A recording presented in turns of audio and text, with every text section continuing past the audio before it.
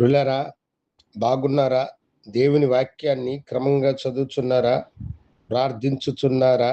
నేటి ధ్యాన వాక్యము ద్వితీయోపదేశకాండము 7వ అధ్యాయము 13వ వచనం. ఆయన నిన్ను ప్రేమించి ఆశీర్వదించి అభివృద్ధి చేయును. దేవుడు తన ప్రజలందరినీ కూడా ఎప్పుడూ ఆశీర్వదించి వారిని వృద్ధి చేయువాడు ఆయనే. దేవుడు ఆశీర్వదించే ఆశీర్వాదము శాశ్వతమైనటువంటిది. అందుకనే ఆయన వాగ్దానము మనతో కూడా చెబుతున్న మాట అది.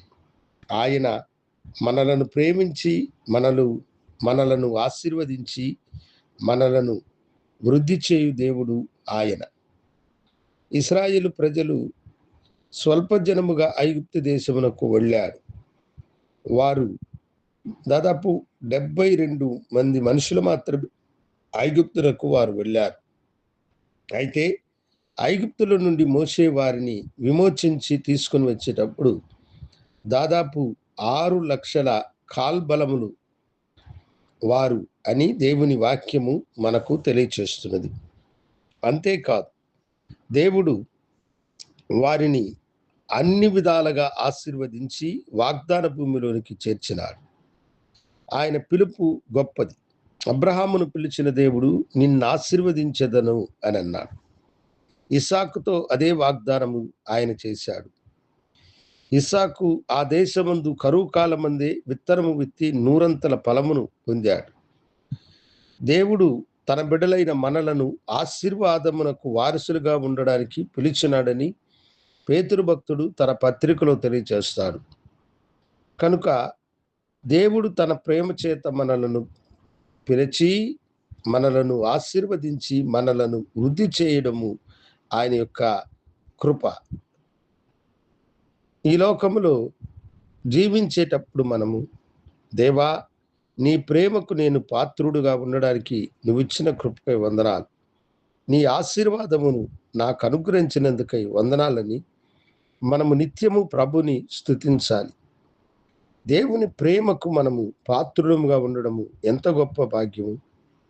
అవును, యోహాను భక్తుడు తన మొదటి పత్రిక 4:12 అంటాడు, మనము దేవుణ్ణి ప్రేమించితమని కాదు, కానీ ఆయనే మనలను ప్రేమించి మన పాపములకు ప్రాయశ్చిత్తముగా ఈ లోకానికి తన కుమారుణ్ణి పంపినాడు. మనలను ప్రేమించి మనలో ఉన్నటువంటి పాప శాపమును తీసివేయడానికి తన కుమారుని యొక్క రాక ద్వారా, మరణము ద్వారా మనకు తన ప్రేమను వెల్లడిపరిచినాడు. తన కుమారుడైనటువంటి క్రీస్తుతో పాటు ఈ భూమి మీద ఉన్న ఆశీర్వాదములన్నిటినీ మనము పొందుకోవడానికి దేవుడు మనలను ఎన్నుకున్నాడన్న సత్యమును మీరు ఎరుగుదరా? మిమ్మలను ఆశీర్వదించడము ఆయనకి ఎంత సంతోషము, ఎంత ఆనందము తెలుసా? మిమ్మలను ఆశీర్వదించి మిమ్మలను వృద్ధి చేయడమే తన యొక్క ఉద్దేశమై ఉన్నది. ఇంత గొప్ప కృపను ఏ జనము పొందుకోలేదు. యేసుని తమ సొంత దేవునిగా కలిగిన వారు, యేసుని రక్షకుడిగా పొందుకున్న వారికి ఈ భాగ్యం. ఆ భాగ్యమును ఇప్పటి వరకు నువ్వు పొందుకోలేదంటే ఈనాడే యేసు, నీవు నన్ను ఆశీర్వదించుము, నన్ను ప్రేమించుము, నన్ను వృద్ధి చేయమని అడుగు.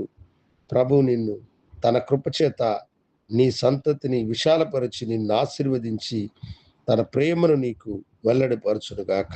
నాతో కూడా ప్రార్థనలో ఏకీభవించండి. గనుడా, నీకు వందనాలు. ఎవరెవరు నాతో ఏకీభవించి ప్రార్థన చేయుచున్నారు వారిని మీరు ప్రేమించి ఆశీర్వదించి వృద్ధి చేయమని నీ కృపాకరములకు నీ బిడ్డలను సమర్పించుకుంటూ యేసు నామమున అడిగి వేడుకొంచున్నాము తండ్రి. ఆమేన్. శుభోదయం. ప్రభు మిమ్మలను దీవించునుగాక. ఆమేన్.